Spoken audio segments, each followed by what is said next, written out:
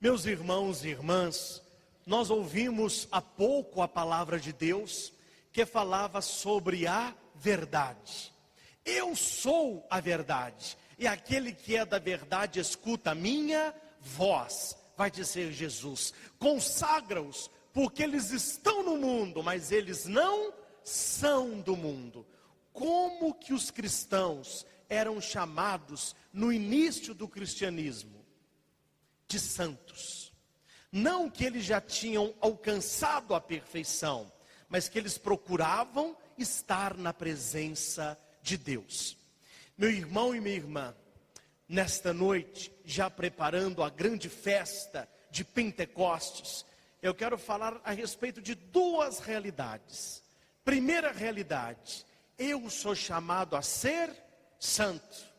Mas que santidade é essa?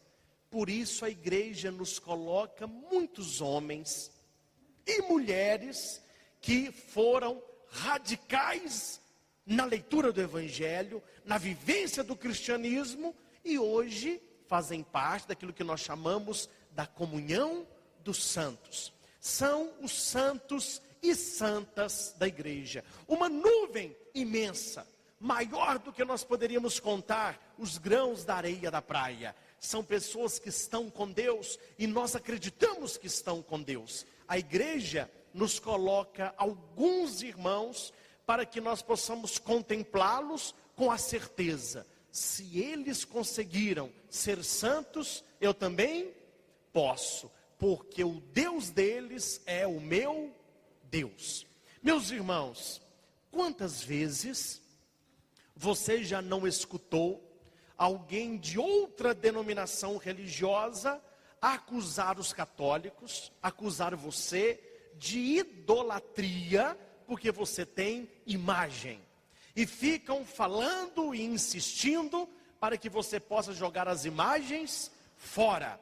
E o que mais me assusta e ao mesmo tempo o que mais me entristece é que muitas pessoas que espalham esta doutrina, que não confere a verdade bíblica, são ex-católicos. A pergunta que se coloca é uma: será que eles entenderam, enquanto católicos, a doutrina do culto de idolia?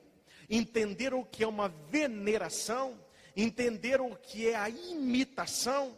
Nós temos muitos católicos mal formados e ignorantes na doutrina católica. Não conhecem a igreja, não conhecem a Bíblia, não sabem por que fazem aquilo que fazem e não procuram saber, até que eles mudam de igreja. Até aí nós respeitamos, porque é uma opção de cada um, mas o pior é que enquanto católicos não sabiam, depois que se tornam evangélicos, os protestantes, eles começam a agredir a igreja católica, pegando principalmente a questão das imagens.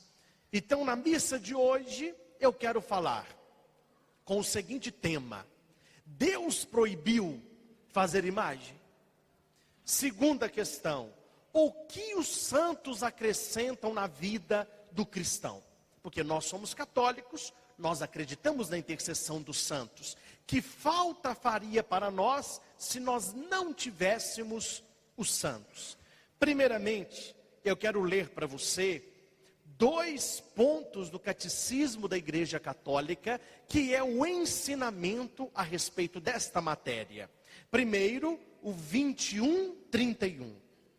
Com base no mistério do Verbo encarnado, o Concílio Ecumênico de Nicéia, do ano 787, qual é o ano? Olha para você ver, 787, qual foi o ano que apareceu a primeira igreja protestante? 1532, qual ano? Eu estou citando para você qual ano? 700, Concílio de Nicéia. Onde nós estamos? O concílio justificou contra os iconoclastas o culto dos ícones, dos de Cristo e também dos de Maria, Mãe de Deus, dos anjos e dos santos. Encarnado, o Filho de Deus inaugurou uma nova economia das imagens. São Paulo vai dizer: Jesus é a imagem visível do Deus invisível. Jesus mostra-nos o Pai. Quem me vê, vê o Pai. Parágrafo 21, 32. O culto cristão das imagens não é contrário ao primeiro mandamento, que proíbe os ídolos. Com efeito, a honra prestada a uma imagem remonta ao modelo original. E aquele que venera uma imagem, não venera a imagem, mas a pessoa ali representada. A honra prestada às santas imagens é uma veneração respeitosa e não uma adoração. Adoramos somente a Deus. Quem é que grita assim: viva a imagem de Nossa Senhora Aparecida, viva a imagem de São José? Não, isso é idolatria. Nós não estamos gritando viva a imagem, mas nós gritamos viva Nossa Senhora, viva Santo Antônio, viva São Judas. A imagem é uma representação material daquilo e daquele que é real junto de Deus. Eu quero citar para você 3 textos bíblicos de onde que veio a proibição de fazer imagem de ídolo. É preciso ir à origem para você entender. Acompanhe comigo, é muito claro e de tranquila e fácil assimilação. Cito para você Êxodo, capítulo 32, versículo 1 ao 8. Moisés, quando subiu a montanha e recebeu de Deus os 10 mandamentos, Deus disse para ele: desça, porque o teu povo se corrompeu. O que o pessoal fez? Quando Moisés demorou a descer da montanha, o povo reuniu em volta de Arão e disse: vamos fazer um Deus que marche à nossa frente. Veja que eles não estão dizendo aqui: vamos fazer uma imagem. Eles estão dizendo: vamos fazer um Deus. Vamos fazer um Deus que marche à nossa frente. Arão respondeu: tirai os brincos de ouro que estão nas orelhas das vossas mulheres, vossos filhos e filhas, e também os braceletes de ouro, e trazei aqui. Com aquele ouro, eles fundiram e moldaram um bezerro de metal fundido. Então exclamaram: eis, ó Israel, o teu Deus que te tirou do Egito. Entenderam o que eles fizeram? Eles pegaram brinco e pulseira de ouro, fundiram e fizeram um bezerro. Esse bezerro, entendam bem a pergunta, ele era uma imagem ou um ídolo? Era um ídolo, porque eles olhavam para aquela imagem e eles gritaram: este é o nosso Deus. O problema está nessa palavra. Este bezerro é o nosso Deus. Foi ele quem nos tirou do Egito. E o Senhor disse a Moisés: vai, desce, porque se corrompeu o povo que tirastes do Egito. Êxodo 32, versículo 19 e 20. Aproximando-se do acampamento, Moisés viu o bezerro de ouro e o povo dançando em volta. Sua cólera se inflamou, arrojou de suas mãos as tábuas e quebrou-as no pé da montanha. Quando Moisés desceu com as tábuas da lei e ele viu aquele povo adorando o bezerro, primeira coisa que ele fez, pegou as tábuas e quebrou as duas. Falou: olha, essas tábuas não vai servir para nada. Vocês se transformaram num povo idólatra. largaram o verdadeiro Deus e passaram a adorar um bezerro. Em seguida, Moisés, tomando o bezerro que tinha feito, queimou e esmagou até reduzi-lo a pó, que lançou na água e a deu de beber aos israelitas. Você não é bobo, você é muito inteligente. Por que que Moisés quebrou o bezerro de ouro? Porque eles acharam que aquele bezerro era Deus. Eles não falaram, façamos uma imagem, mas façamos um Deus. Moisés quebra o falso Deus. Daniel, capítulo 14, versículo 1 a 22. Agora eu já estou citando um outro texto. O rei prestava culto ao ídolo e diariamente ia adorá-lo. Daniel, porém, adorava a Deus. O rei disse-lhe: por que não adoras Bel? Bel era um deus, né? Por que, respondeu Deus, não venero ídolo feito pela mão de homem, mas sim o Deus vivo que criou o céu e a terra? Assim sendo, continuou o rei, Bel não te parece ser um Deus vivo? Não vês que ele come e que bebe todos os dias? Você conhece essa história aqui? Desse tal de Deus? Daniel desafiou o rei e falou assim: rei, isso aí é uma estátua, isso não come e nem bebe. Aí o rei: oh Daniel, o que é isso? O templo dele está dentro do meu palácio. Toda noite os sacerdotes colocam no pé dele bebida, bons vinhos, boas frutas, picanha, tropeiro. Que é tudo delicioso. De manhã, quando a gente abre, ele comeu tudo. Daniel falou: mas eu não estou entendendo isso. Eu quero ver. Então você pode ver. Ver para crer. À noite, Daniel ficou na porta. Eles colocaram uma mesa. Lá estava a estátua do deus Bel. Colocaram lá algumas comidas. Os sacerdotes fecharam a porta. E Daniel passou a noite, esperando. O rei fechou e pôs o selo real. De manhã, Daniel acorda, vai com o rei fala: olha, ninguém violou, eu selei com o anel real. A hora que ele tira o selo e abre as portas, o que tinha acontecido com a comida?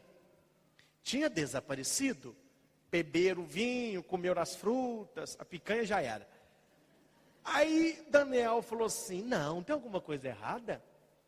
E estátua não come. Essa noite eu te lanço os desafios, rei. Vamos fazer de novo. O rei: vamos fazer de novo. Entraram os sacerdotes, colocaram a comida. E Daniel disse para o rei: será que eu podia entrar naquela sala e ficar lá dentro apenas 1 minuto? O rei: pode. Daniel entrou, saiu. O rei fechou, lacrou de novo com o selo real. De manhã, lá vai Daniel e o rei falou: Daniel, é a última vez, viu? Vou te provar agora que Bel é o nosso Deus. A hora que ele abre a porta, o que tinha acontecido com a comida? Sumido. Beberam o vinho, comeram as frutas, acabou com tudo. Aí o rei: Daniel, você não estás vendo? Aí Daniel falou assim: majestade, que não está vendo é você. Olha para o chão. O que Daniel fez sem eles verem? Ele pegou um saco de cinza e colocou atrás da porta durante o dia. À noite os sacerdotes entraram, sacerdotes desse Deus, colocaram a comida.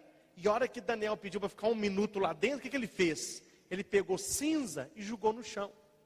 Quando o rei entrou, estava cheio de pegadas a cinza. Falou: aqui ó, pegada de homem, pegada de mulher. Tem até uma meninada aqui, ó. A hora que o rei foi seguindo as pegadas, havia uma passagem secreta atrás da imagem. De madrugada, eles iam e comiam tudo. E o rei achava que era o próprio Deus. Daniel desmascarou esta falsidade. Versículo 21. O rei mandou matar todos os sacerdotes com a sua família. E Daniel destruiu a imagem e o templo. Os nossos irmãos separados, às vezes, mais separados que irmãos, infelizmente, vão pegar esses 3 textos e vão ler para você. Está vendo? Deus está mandando destruir a imagem. Ele mandou quebrar o bezerro de ouro. Ele mandou quebrar aquela imagem que não comia. Olha lá, ela vê, ela não vê, ela não ouve, ela não come. Tem que quebrar, tem que meter o pé, tem que... E o católico não sabe responder. Uai, o que eu vou falar, padre? Está escrito aqui. Primeira coisa, você tem que separar aquilo que é imagem daquilo que é ídolo.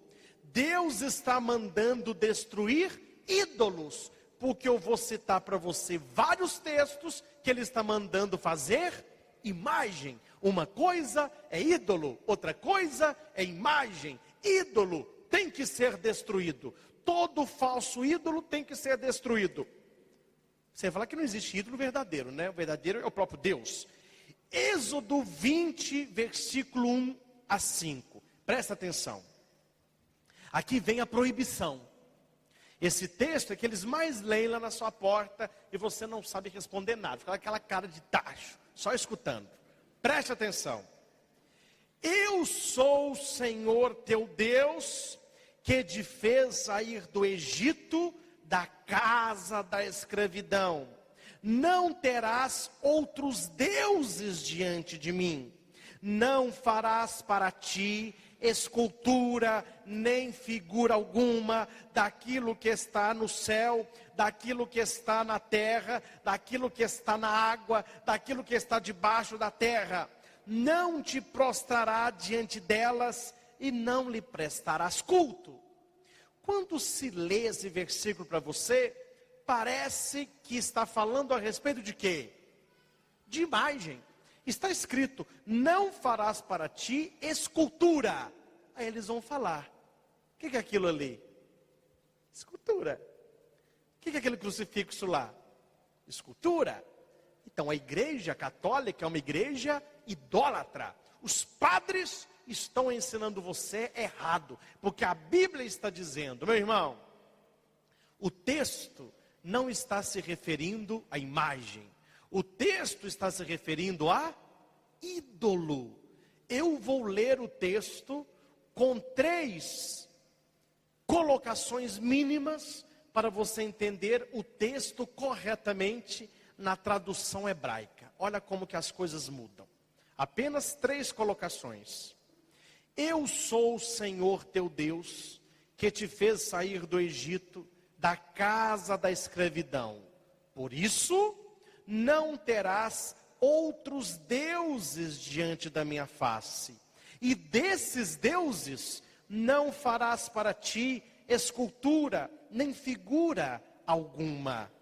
Não te prostrarás diante deles e não lhe prestarão culto como se fossem deuses. Este texto se refere, você não é burro, né, meu irmão? Esse texto se refere a Nossa Senhora Aparecida. Esse texto se refere a Santo Antônio, a São Judas Tadeu. Meu filho, nessa época aí não existia nada disso. Esse texto se refere a Baal e a outros deuses pagãos que existiam na época. E cada rei tinha o seu Deus. E cada rei tinha a sua estátua, a sua imagem, que era um ídolo. E Deus está falando para o seu povo, que são os israelitas: vocês não vão fazer imagem nenhuma para você desses deuses, porque eu sou o Senhor que lhes tirei do Egito. Se nesta época, livro do Êxodo, quase 2000 anos antes de Cristo, se nessa época não existia imagem de santo, como que os protestantes leem a Bíblia e falam que este texto estão se referindo às imagens católicas, sendo que o texto foi escrito há 2000 anos antes de Cristo, nem existia santo nessa época. Olha, padre, mas nós temos que ser fundamentalistas. Então vamos ser fundamentalistas. Se não se pode fazer imagem, Todo protestante, dito evangélico, não pode assistir televisão, porque aquilo é imagem. Então não pode. Não pode ter retrato, porque aquilo que está no retrato é o quê? Uma imagem. Os filhos de pessoas evangélicas, então não podiam ter boneca, porque a Bíblia está falando, não farás para ti escultura nenhuma daquilo que anda sobre a terra. A boneca é uma imagem de um bebê. O boneco não é um bebê, é uma imagem. Bibelô, fazer cavalinho, peixinho, isso tudo é imagem. Porque a Bíblia está falando, não farás para ti escultura nenhuma, nem daquilo que existe no céu, nem na terra e nem na água. Então você vê que a Bíblia não está se referindo a isso, né? Esse texto não está se referindo à imagem de santo, mas está se referindo a ídolos, aquele que se coloca no local do próprio Deus. Meu irmão, pergunta para quem está do seu lado. Deus tem duas palavras? Pergunta aí. Deus se engana? Você acha, meu irmão, que Deus tem duas palavras? Não, desculpa, eu não quis dizer isso não. Não, o que Deus disse, está dito. Então, meu irmão, se Deus proibiu fazer imagem, como é que eu vou provar para você na Bíblia que Ele mandou fazer imagem? Porque Deus proibiu fazer ídolo.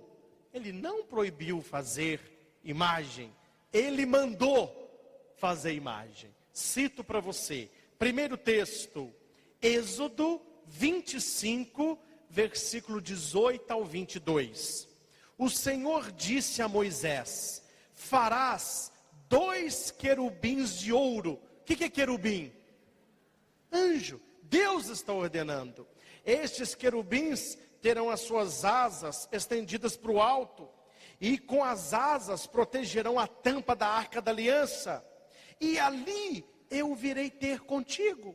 Deus falava com Moisés no meio de duas imagens de anjos. Deus mandou fazer imagem. Números 21, 8 a 9. Faze para ti a imagem de uma serpente, e coloca sobre um poste. Todo aquele que for picado e olhar para a serpente será curado. Serpente de bronze não é imagem, não? É imagem. Deus mandou fazer uma serpente de bronze, e Jesus vai citar essa passagem. Assim como todos olharam para aquela serpente no deserto, todos olharão para aqueles que transpassaram. Então Jesus se compara, não é, a esta escultura que Moisés fez. Segundo Crônicas, capítulo 3, versículo 10 ao 13. Para o interior dos santos, era o local mais sagrado, é onde Deus se manifestava. Salomão mandou esculpir 2 querubins e os revestiu de ouro. Deus se agradou do templo. Meu irmão, se Deus condenasse imagem, Ele ia aparecer onde estava a imagem. Se Deus condenasse imagem, Ele ia mandar fazer imagem. Ele ia mandar Moisés fazer uma imagem, uma serpente de bronze? É claro que não. O problema não é fazer imagem. O problema é fazer ídolo, porque o ídolo ocupa o lugar de Deus. No dia da inauguração do templo, quando Salomão fez diante do povo uma prece, desceu fogo do céu, e a glória do Senhor encheu o templo. Vamos repetir? E a glória, Deus se agradou do templo. E o templo tinha muitas imagens. No templo de Jerusalém havia 12 estátuas de bois. 4 para o norte, 4 para o sul, 4 para o leste e 4 para o oeste. 3, né? 3. Os pontos cardeais. Por que tinham 12 bois? Simbolizando as 12 tribos. Em cima desses 12 bois havia uma piscina grande, onde eles se purificavam. Na mesma época, no Egito, havia um deus chamado Apis. Era um boi assim, ó. Meio vaidoso esse boi, né? Meu irmão, Deus purificava o judeu nesta piscina carregada por 12 bois. A imagem do deus Apis, que era um deus idólatra do Egito, Deus manda fazer a mesma imagem e coloca no templo. Deus Apis tem que destruir, é ídolo. Os bois no templo não é ídolo, então Deus permite. Meu irmão, eu e você, nós como católicos, eu quero ter o direito de, como católico, de colocar do lado da minha cama uma imagem de Nossa Senhora Aparecida. Eu quero ter no meu local de trabalho um crucifixo. Eu quero ter no meu escritório uma imagem de São Judas ou do meu santo padroeiro. É um direito nosso. O problema é que muitos não respeitam o nosso direito. Meu irmão, na minha casa, se eu quiser pôr perto da minha cama uma imagem do preto velho ou do diabo, o problema é meu, a casa é minha.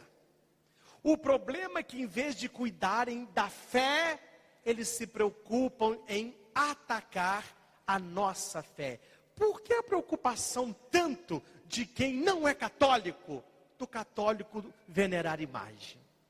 Por que a preocupação exagerada de quem não é católico com aquilo que nós fazemos dentro da nossa igreja?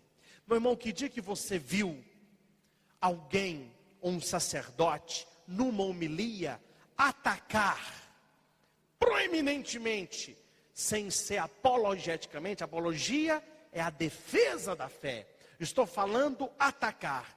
Que dia que você viu a igreja atacar macumbeiro, pai de santo, espírita? Meu filho, cada um tem a religião que quer. É claro que eu tenho a missão de orientar os católicos de que não é a mesma coisa. Se você quiser ser cristão e católico e espírita ao mesmo tempo, eu tenho a obrigação de falar com você que não pode. Se você quiser vir à igreja e frequentar terreiro de macumba ao mesmo tempo, não, filho, está acendendo uma vela para Deus e outra sabe para quem. Mas se você, não, padre, eu não quero ser cristão, eu quero ser espírita, eu vou respeitar a sua decisão. Eu não vou ficar criticando, de porrinhando. Você vai responder pela sua fé. Não, eu não quero ser católico, eu quero agora ler carta, eu quero julgar búzio, eu quero ver o futuro. Então vai com Deus, meu irmão. Vai que nós vamos ficar aqui. Cada um tem a fé que deseja. O problema é que de cá para lá há um respeito.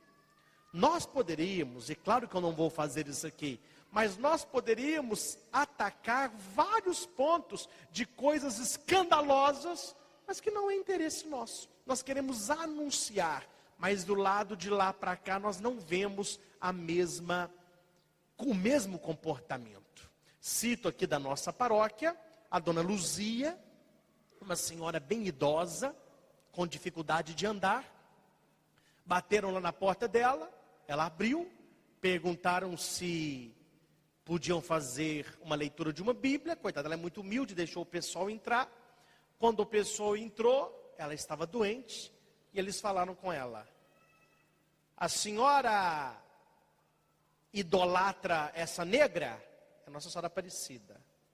Ela falou assim: olha, é minha mãe. Falou: olha, a senhora está doente das pernas, porque atrás desta negra está um demônio.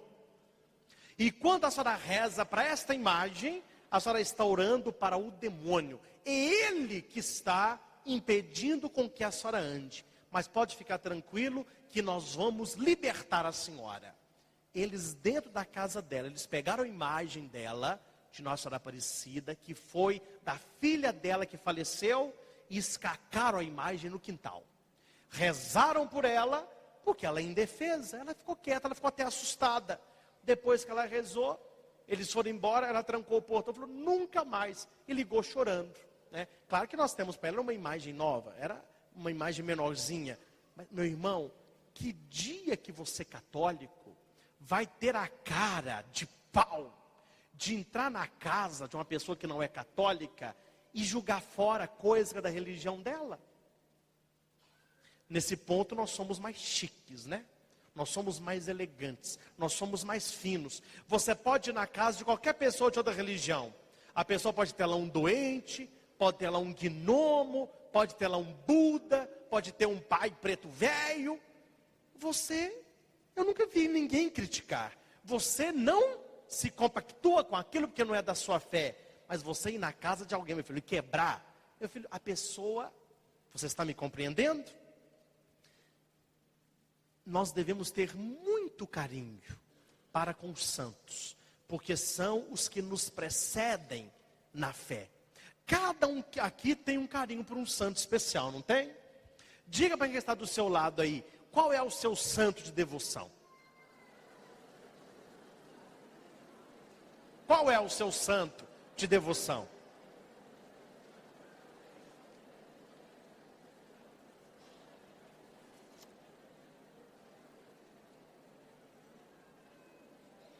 Meus irmãos, eu quero voltar com você ao início do cristianismo. Lá atrás, não vamos falar de hoje não. Não quero falar de Idade Média não. Quero falar do século I, do século II e do século III. Nós temos, e no DVD vai aparecer, nós temos no início do cristianismo uma pintura nas paredes, que é uma imagem que identificava o cristão. Se eu chegasse num lugar e falasse assim: ei gente, eu sou cristão, pode matar, fogo nele. Então eu não podia falar que eu era cristão. Como que o cristão se comunicava com os outros que tinham a mesma fé? O peixe, o símbolo mais antigo. No século I, nas catacumbas de Roma, nós temos muitos afrescos de peixe. A pessoa chegava na praia, ou com uma vara, ou com o dedo, eles faziam esse símbolo aqui, ó. Para quem não era cristão, não dizia nada.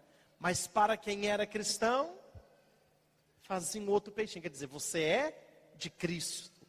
É um símbolo do primeiro século. Nós temos, no século III, na catacumba de São Calixto, a primeira pintura de Jesus Cristo. É um jovem com uma ovelha no pescoço. É o bom pastor. Meu irmão, no século III, ano 220, 240, os nossos pais na fé, os cristãos lá do início da nossa igreja, eles pintavam as catacumbas com imagens bíblicas. Essa imagem aqui, ó, foi pintada há poucos anos, no século III, ano 240, os cristãos já pintavam a parede das catacumbas com imagens religiosas. Não existia ainda igreja, eles rezavam debaixo da terra, faziam corredores subterrâneos com os lugares de sepultarem os cristãos. E tem na parede, na catacumba de São Calixto, esta pintura de Jesus do século III. Você que está participando aí, assistindo o DVD, essa imagem que está aparecendo agora. Nós temos uma imagem, a mais antiga de Nossa Senhora, com o menino Jesus, é do século II, na catacumba de Santa Priscila, em Roma. Está Nossa Senhora sentada, com o menino Jesus no colo. Meus irmãos, os nossos pais na fé, eu não estou falando de ano passado, eu não estou falando de igreja aí, essas, né, que estão surgindo em 1980, 1950, não, eu estou falando do ano 240, a origem do cristianismo. Olha onde eu estou indo, já pintavam Nossa Senhora com o menino Jesus. Como é que os modernosos, não pode pintar Nossa Senhora, se no século III eles pintavam. Cito outro, o século III, na catacumba de São Marcelino, está Jesus recebendo o batismo de João Batista. Vocês vão ver a imagem aí. Catacumba, século III. E eles descobriram, há pouco tempo agora, abaixo da Basílica de São Pedro, aí é uma pintura grande, não é só um pedacinho não. Descobriram uma capela, onde está São Pedro, São Paulo, São João e Santo André. E na parede, Jesus no meio, com os 12 apóstolos. Eu estou falando do ano 200 ao ano 300. Não é de impressionar essas coisas? Você sabia dessas coisas? Muita gente não conhece. Por isso que apantou na igreja. Por isso que quando larga a igreja católica, fica nessa, vocês são idólatras, vocês têm imagem, vocês pintam as paredes de santo, isso está errado. Então, meu filho, volte no templo e vai lá para os cristãos que eram perseguidos pelos imperadores romanos, no ano 100 e pouco, 200 e pouco, eles pintavam, e você vai ver no vídeo, está aí a prova de Jesus, o bom pastor, Nossa Senhora com o menino Jesus, Jesus sendo batizado, São Pedro, São Paulo, São João, Santo André. Por que que os cristãos que estavam lá pertinho de Jesus podiam, e hoje ficou errado? Porque eles não estavam pintando ídolos, eles estavam pintando santos. E nós continuamos com o mesmo costume. O que nós aprendemos? Antes disso, abre parênteses. Eu já fui, vocês sabem disso, do exército antes de ir para o seminário. Servi o tiro de guerra um tempo e fui cabo um outro período. Quando nós estávamos marchando, a fanfarra tocando, né? E nós lá. A hora que a gente passava em frente à imagem de Duque de Caxias, aquele busto, o cabo ou sargento gritava: para o patrono do exército apresentar arma. A gente marchava de maneira diferente e olhava para o busto e ia marchando. Quando passava, vou ver, e continuava. Vai me dizer, os marechais, tenentes coronéis, capitães, o exército brasileiro, quando chega em frente de um busto de Duque de Caxias e presta continência, no dia dele está um tiro de canhão, levantam bandeira, tem hino. Então você está me dizendo que o exército brasileiro é idólatra? Que ele está colocando o Duque de Caxias como Deus? Não se pode falar uma besteira. Eu vou até usar uma palavra pesada, mas é isso, uma asneira dessa. Ali não está Deus, ali está um busto de um herói. Quando você vai em Belo Horizonte, lá tem uma imagem enorme de Tiradentes, com a corda no pescoço e ele assim, ó. No dia dele, eles colocam flores. A banda da polícia militar vai e toca hino. O prefeito inaugura alguma coisa. Vai me dizer que tudo isso é uma idolatria? É claro que não. Ali não está a imagem de um ídolo, mas de um herói. E assim por diante, e assim por diante. Dom Pedro I, Pedro Álvares Cabral, Princesa Isabel, Juscelino Kubitschek. Nós temos em Brasília, ele dorme numa coluna, ele lá em cima. Vai me dizer que aquilo é um ídolo? Tem que derrubar, tem que quebrar isso aí. Não, meu irmão, quem falou que aquilo é a imagem de um ídolo? Aquilo foi um grande homem nacional e merece estar ali.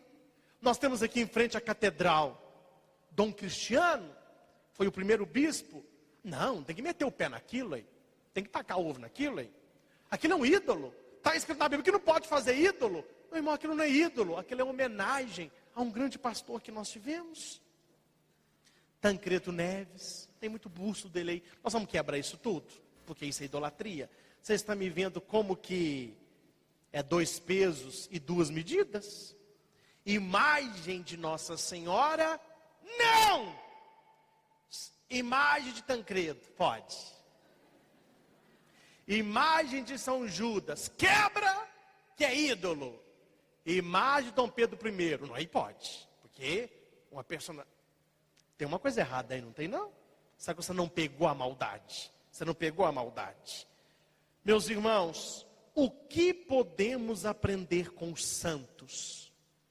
As virtudes teologais com Nossa Senhora: fé, esperança e amor. Quem quer aí ser uma pessoa de Deus, leia a história de Santa Teresinha. Como falar que aquela mulher não foi santa, gente? Como? Você está com um problema na sua família? Leia a vida de Santa Rita de Cássia. Como falar que aquela mulher não alcançou a santidade? Você quer ter humildade, paciência, quando tudo estiver ruim? Leia a vida de São Curadars, um padre que não sabia nem latim direito, mandaram ele para uma biboca, e ele converteu o povo, porque não desistiu. Tem gente que desiste dos sonhos. Tem a perseverança de São Curadars. Você que gosta da natureza, você que gosta muito de animais, leia a vida de São Francisco de Assis. Você que gosta de uma vida de amor, leia a vida de Santo Antônio. Tem gente até que lê muito, né? Porque está precisando do amor, né? Santo Antônio. Você que desiste muito fácil das pessoas que não creem, vai ler a vida de Santa Mônica. Rezou para Santo Agostinho mais de 30 anos. Meu irmão, nós não estamos falando aqui de pessoas. Não, são pessoas que foram amigas de Deus. E quem é amigo de Deus na terra, continua sendo amigo de Deus no céu. Quantas graças nós não alcançamos pela intercessão dos santos. E tem gente que diz assim: não é santo, é um demônio. Atrás de cada imagem está um demônio. Quando você reza para o santo, é o demônio que está ditando coisa. Se o demônio está dando tanta coisa boa, eu vou começar a rezar para o demônio. Vou começar a pôr uma imagem do demônio no meu oratório. Porque o demônio que eu sei que a Bíblia diz, a Bíblia me revela: o ladrão ele vem para roubar, matar e destruir. Não está escrito que o demônio abençoa. Não está escrito que o demônio dá fé.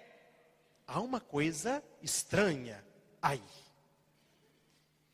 Não, quem morreu está dormindo. Santo não intercede para ninguém. Eles vão falar com você isso. Então você pergunta para a pessoa: então quem morreu está dormindo? Está.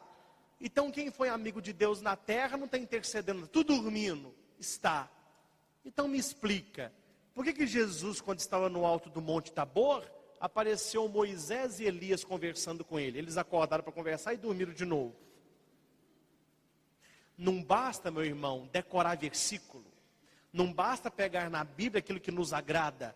É preciso conhecer a doutrina católica.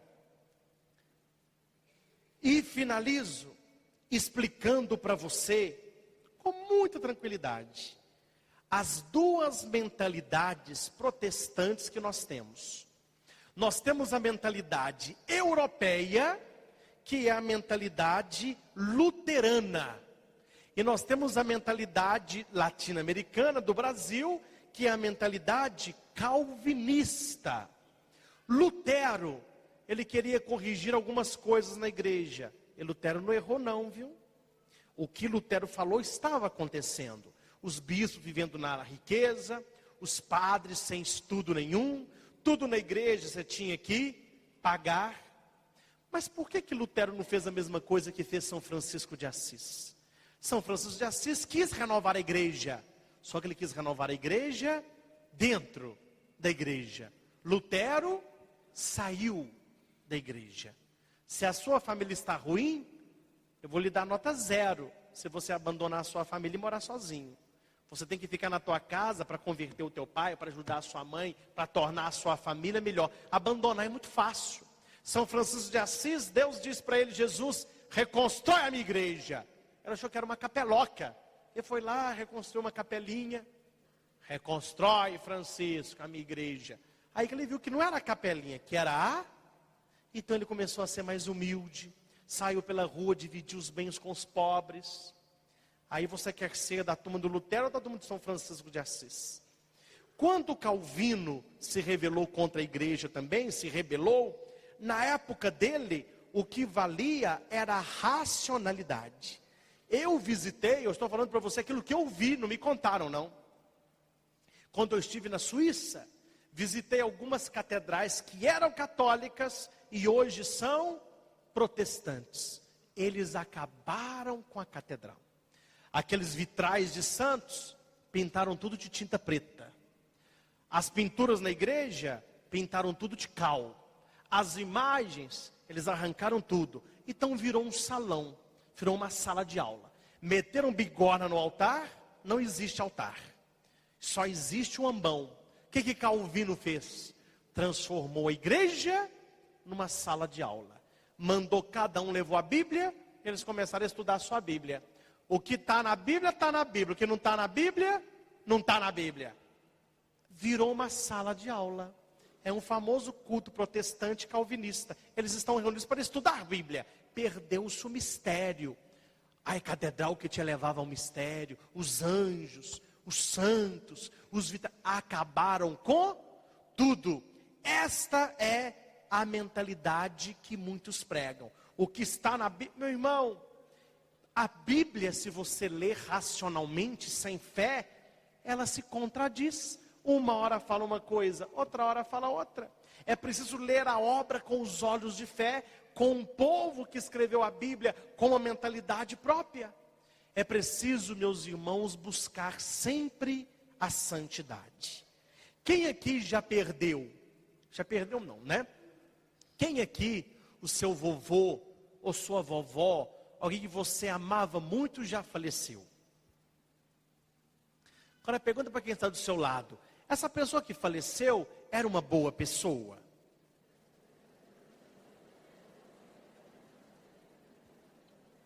Faz outra pergunta, vou cutucar a onça com a vara curta. Pergunta para a pessoa assim: onde que você acha que essa pessoa que faleceu está agora?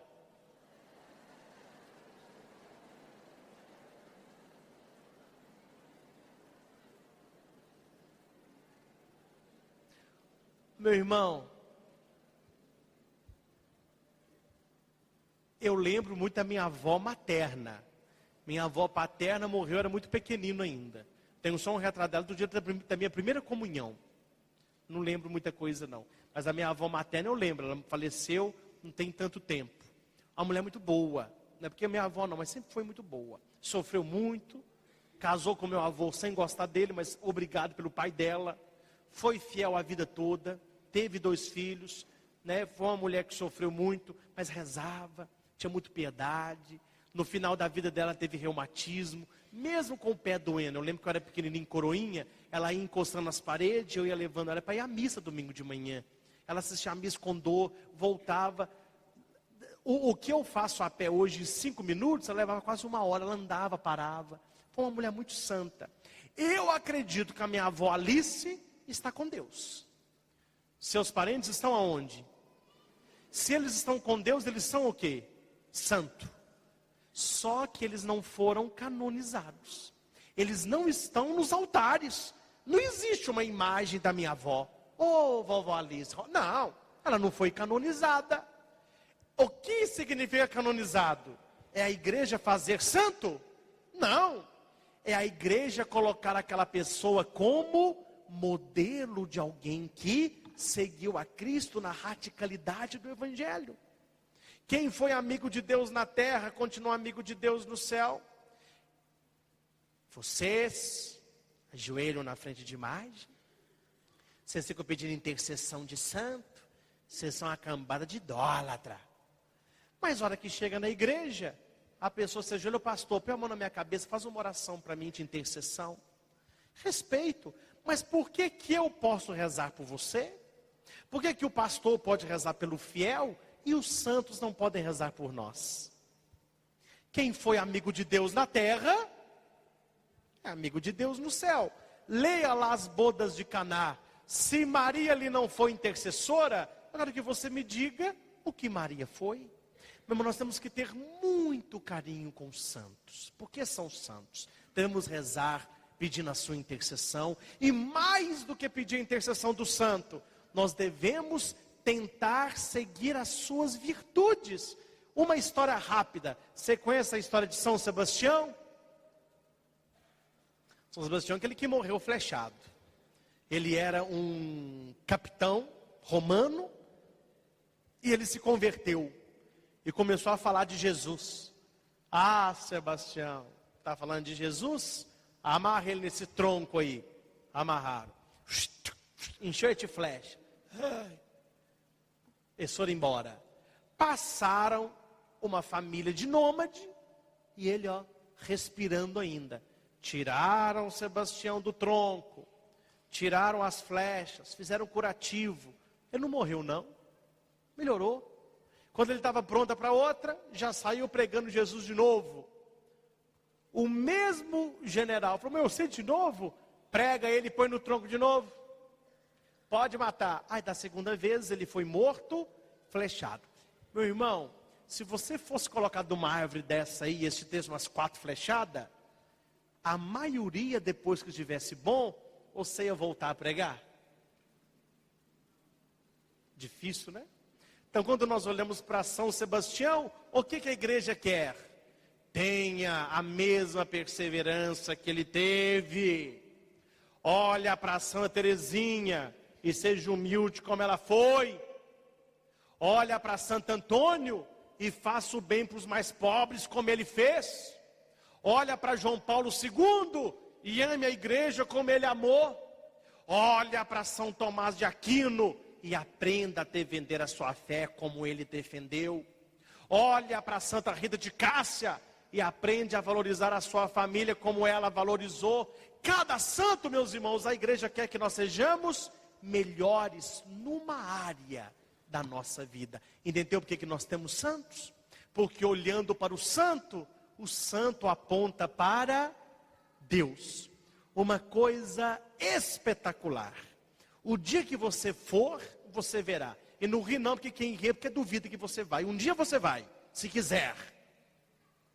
O dia que você for ao Vaticano, que você estiver na Praça de São Pedro, depois que você chorar bastante, como eu chorei, toda vez que eu vou eu choro. Chorar bastante, você vai olhar aquela praça, a maior praça do mundo, é a Praça de São Pedro, mas é fora do comum o tamanho daquilo, tem mais de 300 imagens de santo. Todas as imagens, o santo está com a mão assim, ó. O que o santo quer? Apontar a Deus. Jesus, com uma cruz enorme, no meio da Basílica de São Pedro, ele é assim, ó. Enorme a imagem, é gigante. Lá parece pequenininho, porque é muito grande, né? Tem quase 6 metros de altura, enorme. Tudo lá aponta, o santo é isso, meu irmão. Quando você olha para um santo, ele... O que nossas igrejas têm torre? E é chamada a ter uma torre alta. Para quando você olhar para a torre alta, você lembrar de... Os santos são as torres da igreja católica. Cada santo que você olha, ele está apontando para Deus. Ninguém aqui considera santo Deus. Nossa Senhora nunca foi deusa. Santo Antônio não é Deus. São Judas, ou alguém aqui achava que o santo era Deus. Então como que nos acusam de idolatria, sendo que a igreja nos ensina que o santo não é Deus? Então nós devemos rezar sempre, nós devemos confiar nos nossos santos e acima de tudo, nós devemos buscar a santidade. Eu devo buscar ser santo, repita. Eu devo ajudar o meu irmão a ser santo. Eu devo rezar para que a minha família seja santa. Levanta a mão para mim as mulheres que são casadas. Deus está contando com você para santificar o seu marido. Amém? E não vem com essa, padre, amém. Eu vou santificar o meu marido. Levanta a mão aí os homens casados. Muito homem. Essa ali que homem não reza, aqui reza, né? Você que levantou a mão, homem, que é casado. Deus quer usar de você para que você santifique a tua mulher. Amém? Levanta a mão os pais e mães. Deus quer usar de você para santificar os teus filhos. Levanta a mão ainda quem mora com os pais, os filhos que moram com os pais. Deus quer usar de você para santificar os teus pais. Pode dar um cutucãozinho? Tem que responder amém quando o padre fala essas coisas, viu? Amém? Levanta a mão aí quem namora. Os apaixonados. Meu irmão e minha irmã, Deus quer usar de você para santificar o teu namorado, para santificar a tua namorada. Amém? Quem aqui é empregado? Deus quer usar de você para santificar o teu patrão. Amém? Quem aqui é patrão? Deus quer usar de você para santificar os teus funcionários. Você está entendendo? Quem aqui é rico?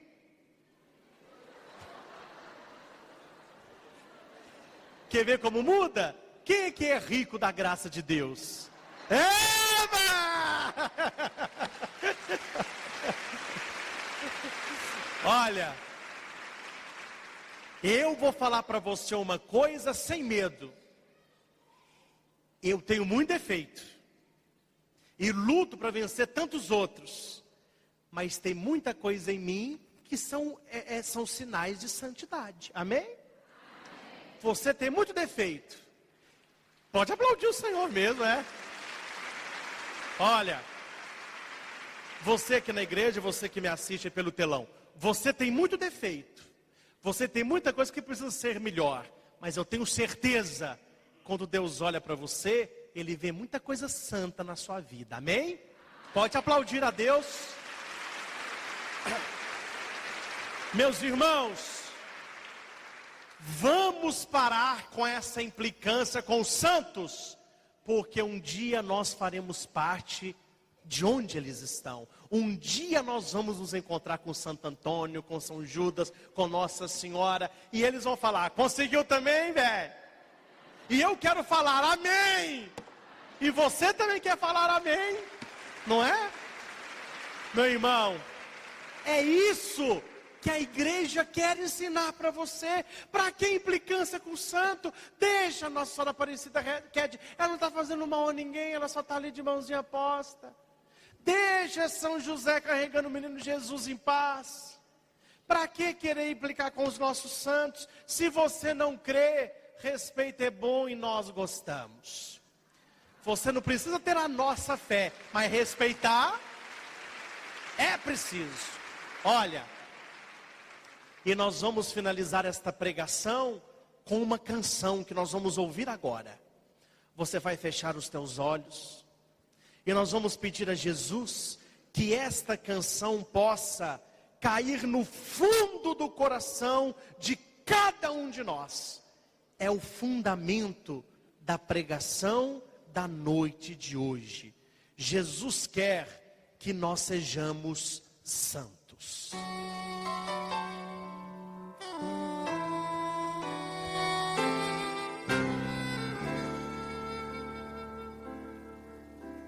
Deus consagrou um povo escolhido, o amor profundamente, desde toda a eternidade, para ser sal e luz, gerar Cristo Jesus no seio da humanidade. Deus consagrou um povo escolhido, o amor profundamente, desde toda a eternidade, para ser sal e luz, gerar Cristo Jesus no seio da humanidade. Preste atenção. Hoje somos esse povo tão amado. Somos Somos povo de Deus. Deus nos chama a viver o seu amor. Viver o seu amor na santidade. Nos convida a todo instante sem cessar. Abra o teu ouvido e escuta. E pede a nós. Sede santo. Sede santo. É o pedido de Deus para você nesta noite. Sede santos, esta é minha vontade. Sede santos, é o que eu mais Sede santo, meu irmão. Sede santo, Na tua família, no teu trabalho, nos teus relacionamentos, no teu namoro. sede santo, Sede santos. é o que eu mais quero. É o sonho de Deus para cada um de nós. Ele te trouxe esta noite para que você tomasse posse desta palavra. Deus sonha com a sua santidade. E nós devemos buscar a santidade na fé, na esperança e no amor. Hoje somos esse povo tão amado. Somos povo de Deus. Deus nos chama a viver o seu amor. Nos convida a todo instante sem cessar. E pede a nós. É Deus que está pedindo. Sede santos. Sede santo.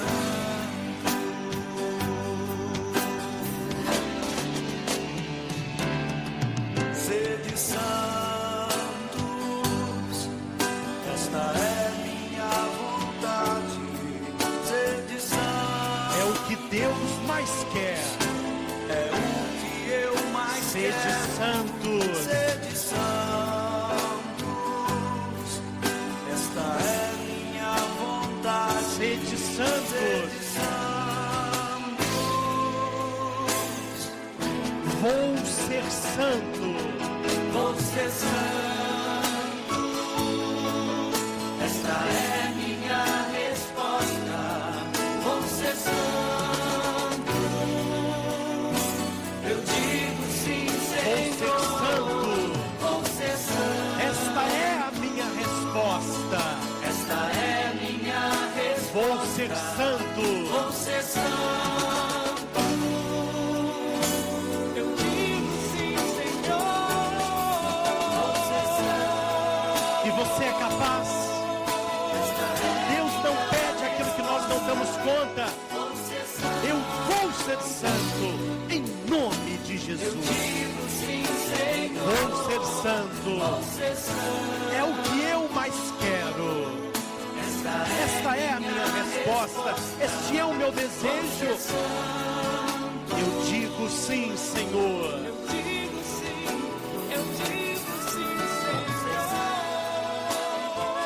Senhor. Que Deus coloque no coração de cada um de nós este desejo de santidade, esta busca espiritual por sermos amigos de Deus. Guarde isso. Ouvi essa definição e que para mim muito simples, mas que ilustra toda a beleza desta noite. A catequista perguntou certa vez para uma criança: o que é ser santo? A criança respondeu: é ser colega de Deus, é ser amigo de Deus. Aquele que confia em Deus, ele começa uma caminhada de santidade.